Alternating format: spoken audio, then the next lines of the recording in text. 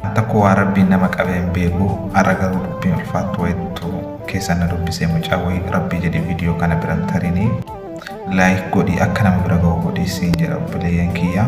Kan na dubbisee argachuu hin dandeenye malee Mubaarak Musammaa fi Abdii Geetaachoo biraan naa gayaa hadaraa keessan naa jedhee ture aannatillee keessan naa dubbadhu naa jedhe. Inna obboleeyyan kiyya akka viidiyoo kana sheer gootanii dhaqqabsiiftan abdiin qaba. Mucaan kun akka jedhutti haati isaa Gannatu Baqqalaa jedhamti. Mucaan barbaadaa jiru Muraad Amaanii.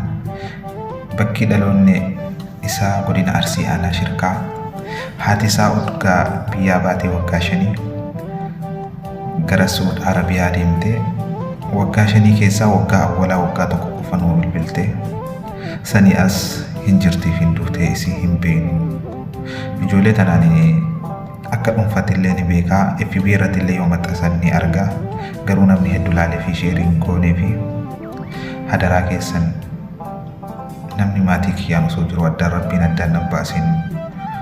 Guyyaa borullee yoo asii deeme Rabbiin maatii kiyya waliin aalii fi ilmaan kiyya abboota kiyya waliin Rabbiin addaan nan baasinii ollaa rasuulaa Rabbiin na haa godhu jettu hundi keetu tawassulaata godhiitii sheer godhiitii fi haadha isaa kana barbaada fi isiniin jedha. Suuraa isaanii isinii maxxansaa sagalee isaallee hamma tokko isiniif kaayaa jechuudha. Wanna biraa lakkoofsa isaa isinii maxxansaa lakkoofsa kiyyallee isinii maxxansaa. Lakkoofsi ittiin nu qunnamuu dandeessan yoo isii ka argitan taate Duwwaa 564 55 lakkoofsa kanaan na qunnama. Lakkoofsa jiraatiin lakkoofsa Itoophiyaatiin qunnamuu yoo barbaadan Duwwaa 91892 yoo isii ka argitan taate hadaraa keessan hadaraa Oromummaa akka baatan kabajaan isin gaafadha.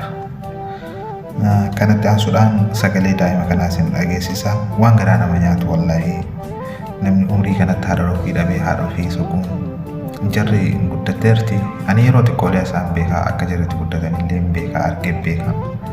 Lamaan inyaawu bakka Rabbiin bakka kanaan jira gahe akka gargaartan kabajaan isin gaafadha. Gara sagalee mucaatitti isin dabarsa.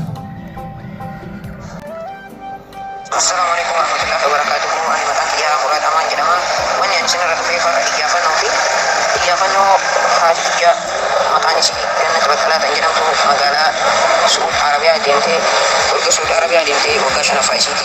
Waggaa 5 kanaatti naaf bilbiltee waggaa tokko qofa naaf bilbiltee waggaa 4 kana bakka isin jirtu duutiif hin jirti isin waan hin beekneef waan akkasitti warroonni Saudi Arabiyaa keessa jiraatanis warroonni Itoophiyaa keessa jiraatanis biyyoota garaagaraa keessa warra jirtanis xiyyaafannoo kana akka sheer waliif gootanii jiran haala xiyyeetana akkanaaf argannaa mul'istan maqaa Rabbiitiin isin gaafadha.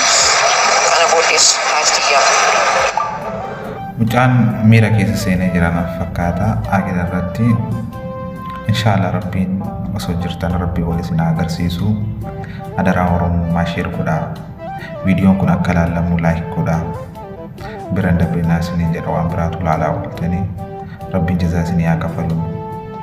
Gammachuu addunyaa fi akhiraa Rabbii isin haa kennu. Assalamu alaikum warahmatullahi.